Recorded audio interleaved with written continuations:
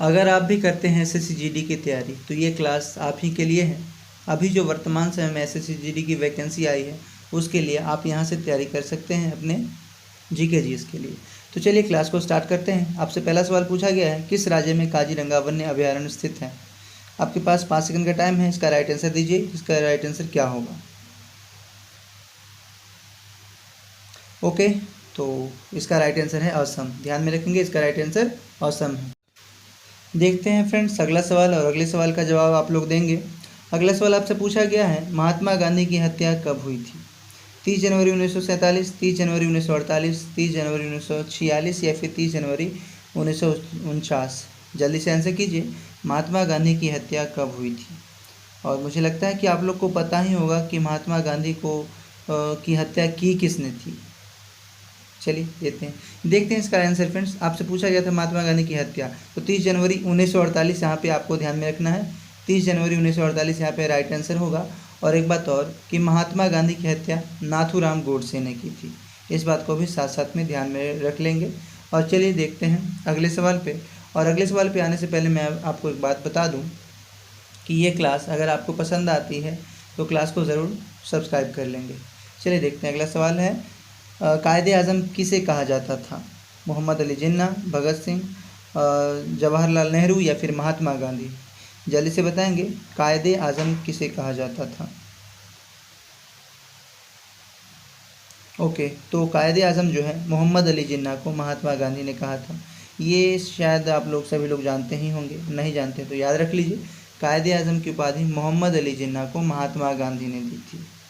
ठीक है, जब वो पाकिस्तान और भारत का विभाजन करने की बात कर रहे थे उस वक्त। चलिए देखते हैं अगला सवाल। और अगला सवाल, चलिए अगला सवाल का जवाब दीजिए। लौह पुरुष के नाम से कौन जाने जाते हैं? डॉक्टर राजेंद्र प्रसाद, भगत सिंह, बाल गंगाधर तिलक या फिर सरदार वल्लभ भाई पटेल? जल्दी से आंसर कीजिए, लौह पुरुष के नाम से किसे जाना जाता है? ओके, तो इसका राइट आंसर जल्दी से करेंगे। चलिए, सरदार वल्लभ भाई पटेल ध्यान में रखेंगे, यानी कि option number D is the right answer. लौह पुरुष के नाम से सरदार वल्लभ भाई पटेल को जाना जाता है। और फ्रेंड्स यहाँ पे जो ये ऑप्शन नंबर बी है भगत सिंह। अगर आप में से कोई भी लोग भगत सिंह के बारे में कुछ एक मोस्ट इम्पोर्टेंट पॉइंट बताना चाहते हैं तो ज़रूर कमेंट बॉक्स में लिखेंगे, ठीक है? क्योंकि भगत सिंह हमारे बहुत ही इम्पोर्टेंट हैं 1857 की क्रांति के लिए। अगला सवाल है, कांग्रेस के सबसे अधिक समय तक अध्यक्ष कौन बने रहे? अबुल कलाम आज़ाद, दादा भाई नौरोजी, WC बनर्जी या सरदार वल्लभ भाई पटेल? कांग्रेस के सबसे अधिक समय तक अध्यक्ष कौन बने रहे?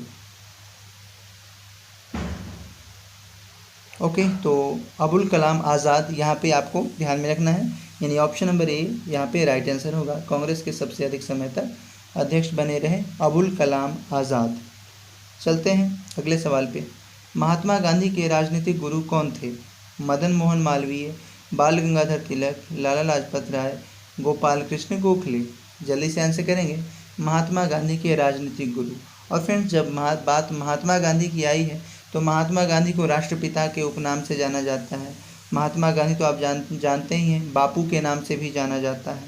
चलिए इसका आंसर कीजिए, महात्मा गांधी के राजनीतिक गुरु कौन थे?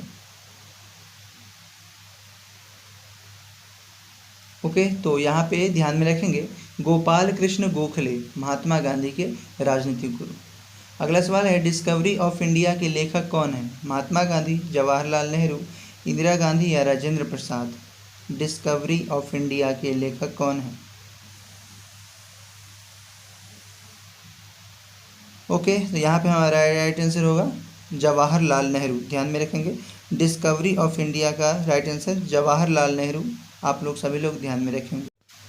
और फ्रेंड्स, यहाँ पे जो ऑप्शन नंबर ए में दिया गया है महात्मा गांधी, महात्मा गांधी की अगर बात करें तो इनकी एक आत्मकथा है, सत्य के साथ मेरे प्रयोग। अगर इसे इंग्लिश में कहें तो माई एक्सपेरिमेंट विथ ट्रूथ, ये महात्मा गांधी ने लिखा था। ठीक है, और देखते हैं अगला सवाल। और ऑप्शन नंबर बी इस सवाल का राइट आंसर है जवाहरलाल नेहरू। ध्यान में रखेंगे, डिस्कवरी ऑफ इंडिया के लेखक। अगला सवाल है, चौरी चौरा जगह कहाँ पर स्थित है? गोरखपुर, लखनऊ, ये इलाहाबाद या आगरा? जल्दी से बताएंगे, चौरी चौरा जगह का नाम है जो कि कहाँ स्थित है?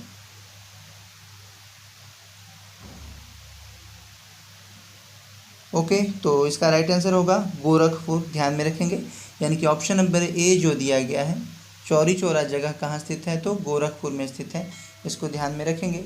और आगरा में क्या है, जल्दी से बताएंगे आगरा में क्या है। अगर आप जानते हैं तो कमेंट बॉक्स में इसका राइट आंसर लिखेंगे कि आगरा में ऐसा क्या है जो लोग देखने और घूमने आते हैं। अगला सवाल है, भारत पाकिस्तान सीमा किसने निर्धारित किया था, रेड क्लिफ या लॉर्ड लॉरेंस या अलेक्जेंडर या माउंटबेटन। जल्दी से बताइए, आपके पास 5 सेकंड का टाइम है इस क्वेश्चन का राइट आंसर करने के लिए। भारत पाकिस्तान सीमा रेखा का निर्धारण किसने किया था, जल्दी से बताएंगे फ्रेंड्स, आपके पास 5 सेकंड का टाइम है इस क्वेश्चन का राइट आंसर करने के लिए। भारत पाकिस्तान की सीमा रेखा का निर्धारण किसने किया था।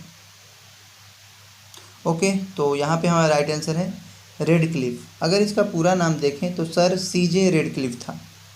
अगला सवाल है, आनंद मठ के रचयिता कौन है, रविंद्रनाथ टैगोर, बंकिम चंद्र चटर्जी, सरोजनी नायडू या अरविंद घोष। जल्दी से बताएंगे आनंद मठ के रचयिता। ओके, तो इसका राइट आंसर होगा बंकिम चंद्र चटर्जी, ध्यान में रखेंगे Bankim Chandra Chatterjee, option number B is the right answer. चलते हैं अगले सवाल पे, और अगला सवाल आपसे पूछा गया है। फ्रेंड्स, अगर आपको वीडियो पसंद आती हो तो वीडियो को ज़रूर लाइक, सब्सक्राइब और अपने दोस्तों के बीच शेयर करना ना भूलें। अगला सवाल आपसे पूछा गया है, BHU के संस्थापक कौन है, ईश्वर चंद्र विद्यासागर, आचार्य नरेंद्र देव, मदन मोहन मालवीय या एनी बेसेंट। BHU की अगर बात करें तो BHU का फुल फॉर्म होता है बनारस हिंदू विश्वविद्यालय, ठीक है, बनारस हिंदू विश्वविद्यालय, ठीक है, BHU। और यहाँ पूछा गया है कि इसके संस्थापक कौन थे, जल्दी से बताइए। ओके, इसका राइट आंसर होगा मदन मोहन मालवीय, यानी option number C is the right answer. BHU के संस्थापक के रूप में मदन मोहन मालवीय जाने जाते हैं। अगला सवाल है, गोदान के रचयिता कौन है, निराला, रामधारी सिंह दिनकर, प्रेमचंद या मैथिली शरण गुप्त। गोदान के लेखक कौन है,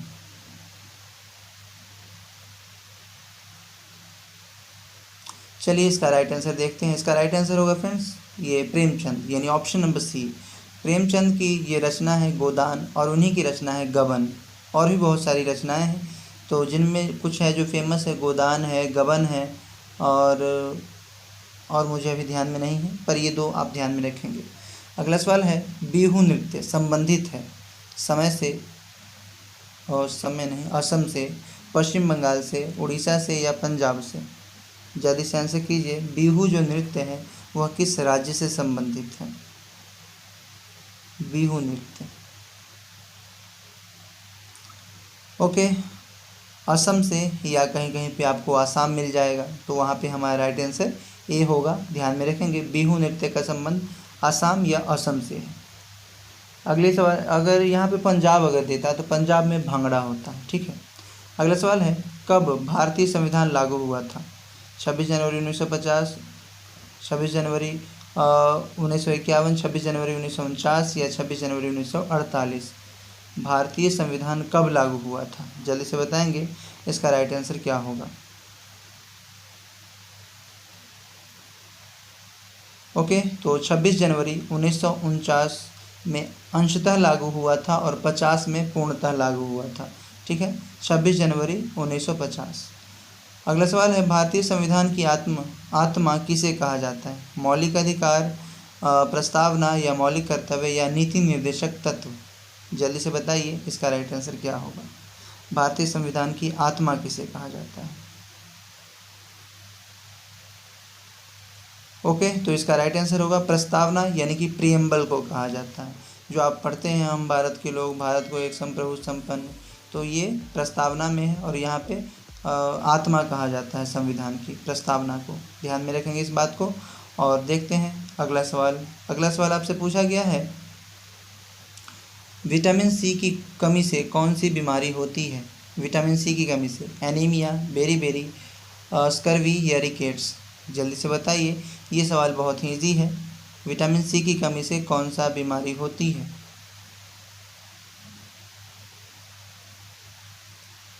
ओके, तो इसका right answer friends vitamin C की कमी से अस्कर्वी रोग होता है, ठीक है, और ये मसूड़ों में होता है। और रिकेट्स की अगर बात करें तो ये बच्चों में होता है और ये हड्डियों में होता है, ठीक है, ध्यान में रखेंगे।